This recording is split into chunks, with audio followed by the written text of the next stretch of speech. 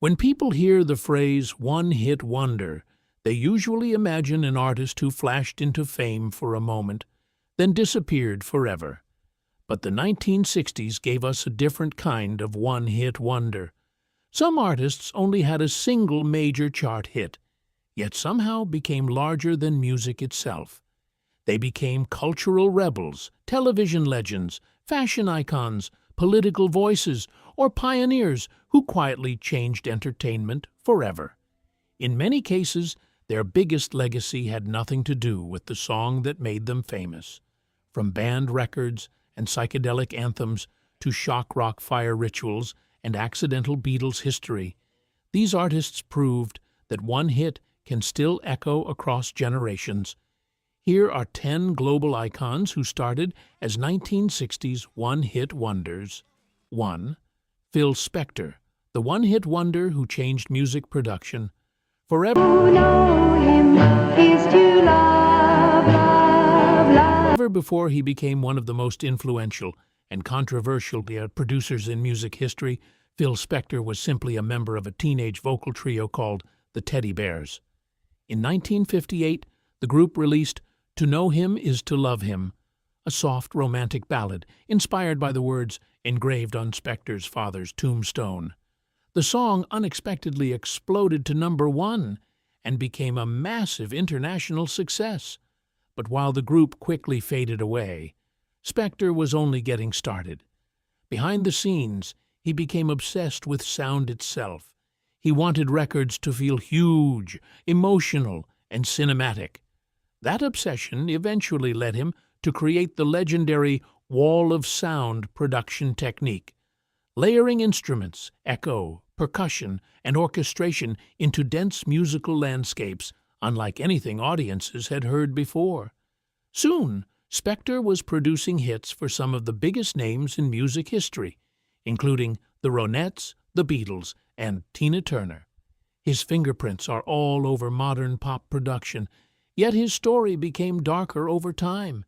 His later years were overshadowed by legal troubles, erratic behavior, and eventually a murder conviction that permanently changed how the world viewed him. Still, it's almost unbelievable to remember that one of music's most transformative figures technically began as a one-hit wonder. I'll walk alongside of him, oh no, no, yeah. 2.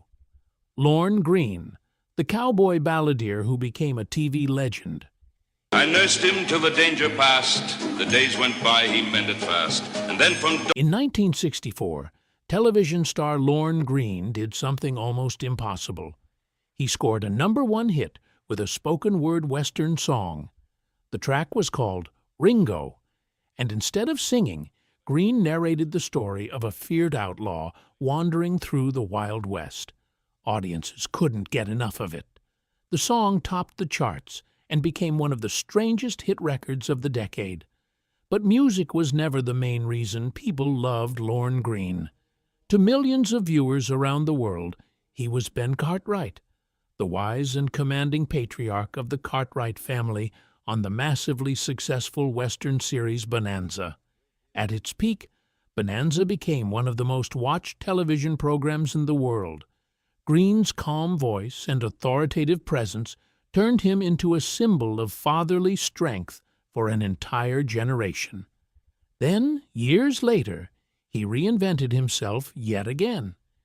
In the late 1970s, Greene introduced himself to a whole new audience by starring as Commander Adama in Battlestar Galactica, helping shape early television science fiction. So, while Ringo remains one of the oddest #1 hits ever recorded, Lorne Greene's real legacy lives in television history. We rode the mountain crest, and I went east, and he went west. I took to law. 3. Serge Gainsbourg, the provocateur who turned scandal into art.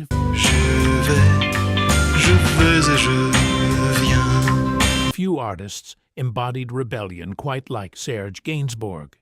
In 1969, he released Je t'aime moi non plus alongside actress and singer Jane Birkin. The song immediately sparked outrage around the world because of its sensual lyrics and breathy vocal performance. The BBC banned it. Several countries restricted it. Religious groups condemned it. Naturally, that only made it more famous. The controversy transformed the song into an international sensation and one of the most infamous recordings of the decade. Yet despite its global notoriety, it remained Gainsbourg's only major mainstream English-language crossover hit. But reducing Gainsbourg to a one-hit wonder completely misses his influence. In France, he became a cultural institution, a poet, provocateur, actor, filmmaker, and fearless songwriter who constantly pushed boundaries. His music blended jazz, orchestral pop, reggae, rock, and experimental sounds long before genre crossing became common. He wrote songs for countless artists while cultivating an image that was equal parts genius and chaos. Even decades later, Gainsbourg remains one of the defining symbols of French artistic rebellion. Je vais et je viens entre tes. 4. Jane Birkin, the woman who became a fashion myth.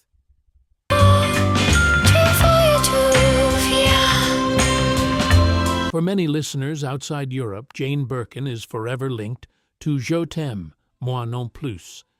But that song became only a small chapter in a much larger story.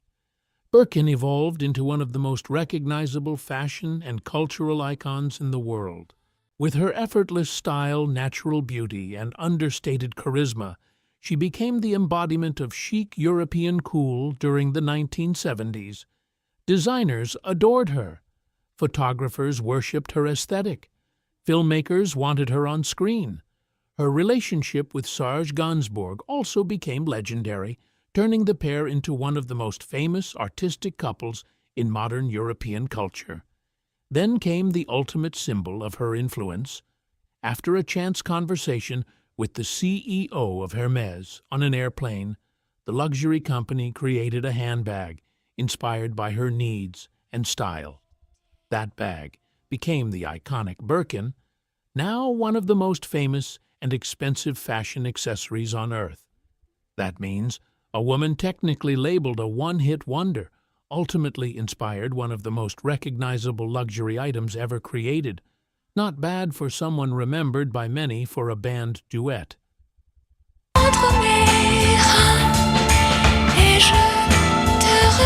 5. Bruce Channel, the man who accidentally influenced the Beatles. When I saw you walking down the street, I said that's the kind of girl Bruce Channel's Hey Baby was pure early 1960s pop magic. The upbeat love song climbed to number 1 in 1961 thanks to its infectious melody and unforgettable harmonica hook. But the real story behind Bruce Channel's legacy belongs to the musician standing beside him. During Channel's tour of the United Kingdom, his harmonica player, Delbert McClinton, met a young musician named John Lennon. Lennon was fascinated by McClinton's harmonica style and asked him for tips and techniques. McClinton showed him exactly how he played. Soon afterward, Lennon used that same harmonica style on early The Beatles songs like Love Me Do, helping shape the sound of Beatlemania itself. That means Bruce Channel's biggest contribution to music history may not have been his own hit record, but the ripple effect it created. Without Hey Baby, one small backstage meeting might never have happened, and rock history could have sounded very different.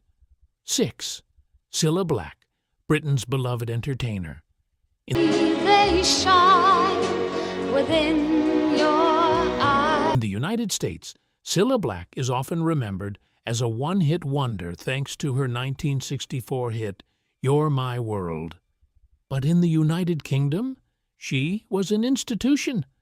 Managed early in her career by Brian Epstein, Black emerged from Liverpool's exploding music scene alongside acts connected to the Beatles. Her powerful voice and emotional delivery quickly made her one of Britain's biggest singers of the 1960s. But music was only the beginning. Over time, Black transformed herself into one of the most beloved television presenters in British entertainment history.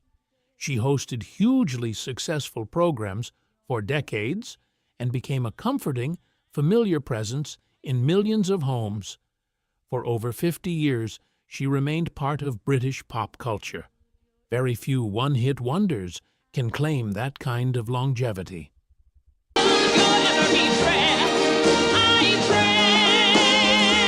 7. Scott McKenzie, the voice of the Summer of Love.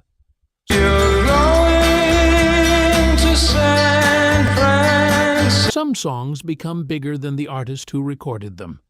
San Francisco, Be Sure to Wear Flowers in Your Hair, became bigger than almost everyone. Released in 1967, the song was intended to promote the Monterey Pop Festival. Instead, it evolved into the defining anthem of the hippie era and the entire Summer of Love movement. Suddenly, flowers, peace signs, and psychedelic culture had a soundtrack. Scott McKenzie's gentle vocals perfectly captured the optimism and innocence of the counterculture movement. The song spread globally, turning San Francisco into a symbolic capital of youth rebellion and artistic freedom. McKenzie never repeated that level of commercial success, but he didn't need to. His voice became permanently attached to one of the most culturally significant moments of the 20th century. Even today, the song instantly transports listeners back to 1967, a world of idealism, anti-war protests, psychedelic music, and dreams of social change. Few one-hit wonders ever become symbolic of an entire generation. Scott McKenzie did.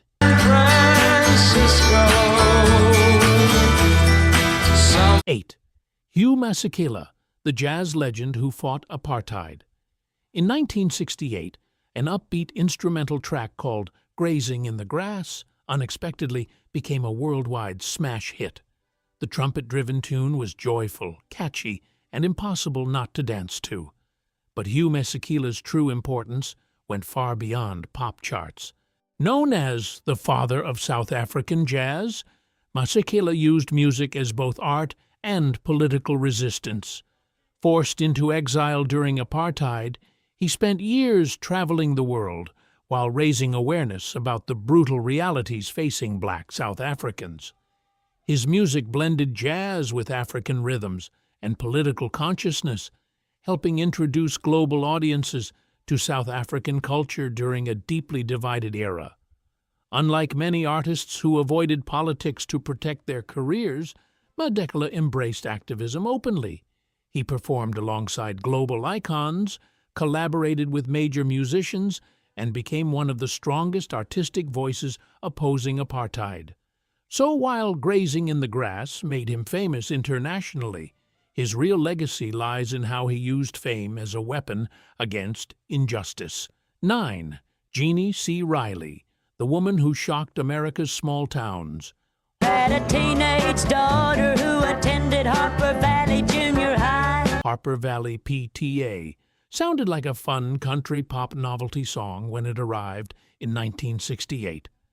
But underneath the catchy storytelling was something surprisingly rebellious. The song tells the story of a widowed mother criticized by her local parent-teacher association for supposedly immoral behavior, only for her to expose the hypocrisy and secret scandals of the very people judging her. Audiences loved it. The track became a cultural phenomenon and made Jeannie C. Riley the first woman ever to top both the pop and country charts simultaneously. At a time when conservative social expectations heavily shaped public life, Harper Valley PTA felt daring and confrontational. Its success became so enormous that it inspired a feature film and later a television series. More importantly, the song helped open doors for stronger female perspectives in country and pop storytelling. Riley may not have repeated the same crossover success, but Harper Valley PTA became deeply embedded in American pop culture history. Toured it, you've been drinking and running round with men and going wild. 10. Arthur Brown, the God of Hellfire. You fought hard and you saved and earned. Long before shock rock became mainstream, Arthur Brown was terrifying audiences in flaming headgear. His 1968 hit Fire exploded onto radio stations with one of the most unforgettable opening lines in rock history. I am the god of hellfire. Everything about Brown felt dangerous, theatrical, and completely unpredictable. During performances, he wore elaborate costumes, face paint, and burning helmets while delivering chaotic, dramatic stage shows that looked closer to horror theater than traditional rock concerts.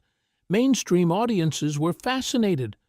Fire became an international smash.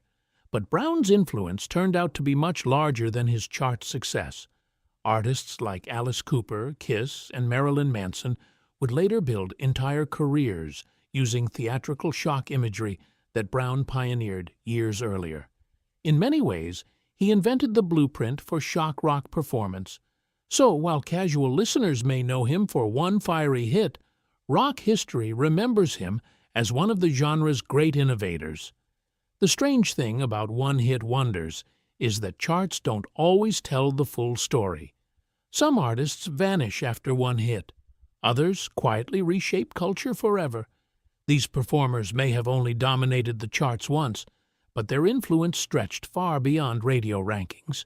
They changed music production, inspired fashion empires, shaped television history, fueled political movements, launched new genres, and even influenced artists who would later become legends themselves. Their stories prove that success isn't always measured by the number of hits you have. Sometimes, one moment is enough to change the world. Fire.